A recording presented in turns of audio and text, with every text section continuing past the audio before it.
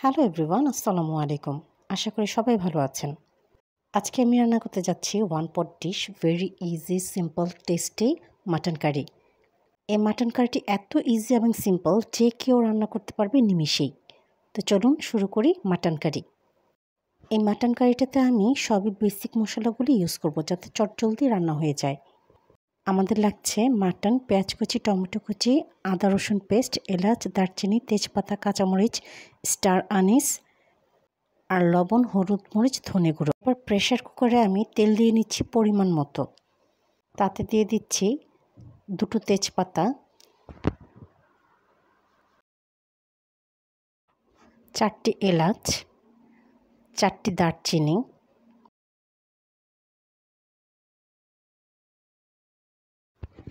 5-6টি লবঙ্গ আর half star Anis. যখন এই মশলাগুলোর থেকে একটা ফ্লেভার চলে আসবে তার মধ্যে আমি দিয়ে দিব 1 চা চামচ আদা বাটা আর 1 চা চামচ রসুন বাটা। এবার এই আদা রসুন বাটাটা দেওয়ার পর একটু সময় নিয়ে রান্না করে নিতে হবে যাতে করে এই আদা রসুনের কাঁচা গন্ধটা চলে যায়। এরপর আমি এখানে দিয়ে দিচ্ছি 1 কাপ পরিমাণে পেঁয়াজ কুচি। এখানে আমি 4টি মিডিয়াম সাইজের পেঁয়াজ নিয়েছিলাম। Please to subscribe my channel and press the bell icon, তাহলে সবার আগে ভিডিওটা আপনার কাছে পৌঁছে যাবে।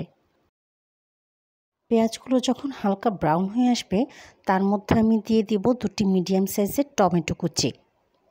টমেটো কুচিগুলি দেওয়ার পরে 3 থেকে 4 মিনিট রান্না করে নিব যাতে করে টমেটোগুলো একদম গলে যায়।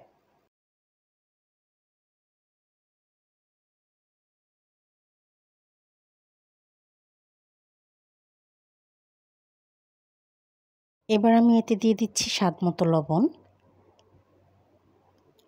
1 চা চামচ রেড চিলি পাউডার, 1.5 চা চামচ আমি এখানে দেব ধনে গুঁড়ো আর 1 চা চামচ হলুদ গুঁড়ো।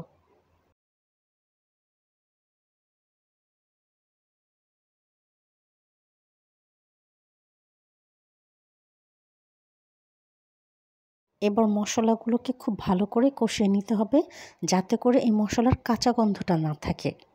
যখনই অয়েলটা সারফেস আউট হয়ে আসছে তার মধ্যে আমি দিয়ে দিচ্ছি 600 গ্রাম মাটন।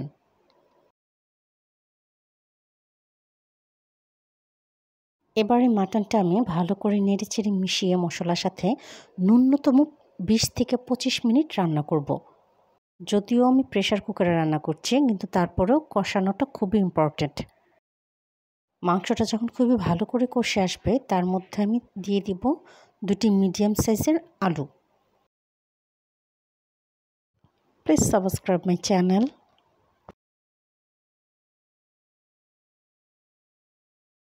এবার দিয়ে দিব প্রয়োজন মতো পানি এবং সেই সাথে এখানে আমি দিয়ে দিব 5 থেকে 6টি কাঁচামরিচ। আর এরপরে প্রেসারের ঢাকনাটাকে আটকে দিয়ে আমি ওয়েট করতে থাকবো 12 থেকে 15টি হুইসেল দেওয়া পর্যন্ত। এই সময়টার মধ্যেই আমার মাটনটা পুরোপুরিভাবে সেদ্ধ হয়ে যাবে। আমার মাটন কিন্তু হয়ে গেছে। চলুন এবার মাটন কারিকে আমি বেড়ে দেখাচ্ছি। দেখুন এটার কালার দেখতে কত ভালো লাগছে। আলহামদুলিল্লাহ খেতেও খুব ভালো হয়েছে। যদি আপনাদের আমার ভিডিও ভালো লেগে থাকে তাহলে প্লিজ সাবস্ক্রাইব করে দিবেন আর ফলো করে দিবেন আমার ফেসবুক পেজ ও ইনস্টাগ্রাম আইডি। ধন্যবাদ সবাইকে সাথে থাকার জন্য। Thank you.